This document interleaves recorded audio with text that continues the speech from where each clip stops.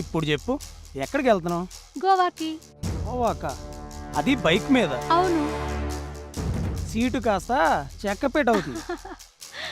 అందుకే state border దాటాక ఎక్కడన్నా బైక్ పెట్టేసి హ్యాపీగా బస్సులో వెళ్దాం. అదేదో ఇప్పుడే చేయొచ్చు కదా. అయ్యో మొద్దు, మా అన్న నిద్ర లేచేసరికి 11 అవుతుంది.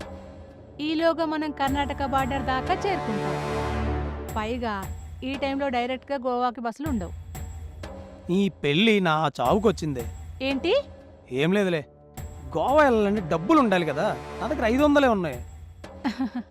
ఆగు, నా దగ్గర 2 లక్షలున్నాయి. ఎక్కడవే డబ్బులు? ఇంట్లో దొంగతనం చేసావా? నాకంత కర్మ పట్లేదు. మా మమ్మీ డాడీ నాకిచ్చిన పాకెట్ మనీని సేవ్ చేసుకుని ఉన్నాను. ఇంకా నా దగ్గర చాలా కార్డ్స్ కూడా ఉన్నాయి. అమ్మో, మీ ఆడోళ్ళు తలుచుకుంటే మూడో ప్రపంచ యుద్ధమే. ఎక్కు.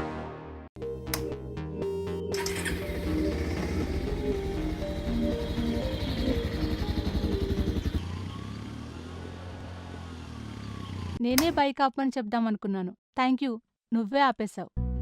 డ్రైవింగ్ చేసేవాడు తెలుస్తుందమ్మా నొప్పి. నీకేం ప్రాబ్లం? వాష్రూమ్కెళ్ళాలి. ఇక్కడ వాష్రూమ్లు బాత్రూమ్లు ఉండవు, అన్నీ ఓపెన్ రూమ్లే. ఎవడికి ఇష్టమైన చోట వాడు తృప్తిగా నీళ్ళు చిలకరించుకోవచ్చు. నువ్వు అటెళ్ళు, నేను ఇటు వెళ్తా.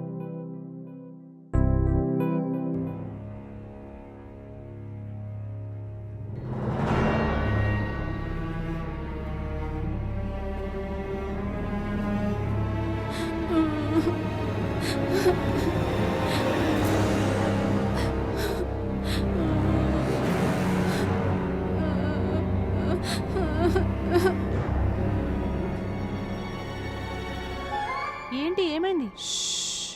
ఇక్కడ ఏదో ఆడమనసు ఏడుస్తున్నట్లేదు?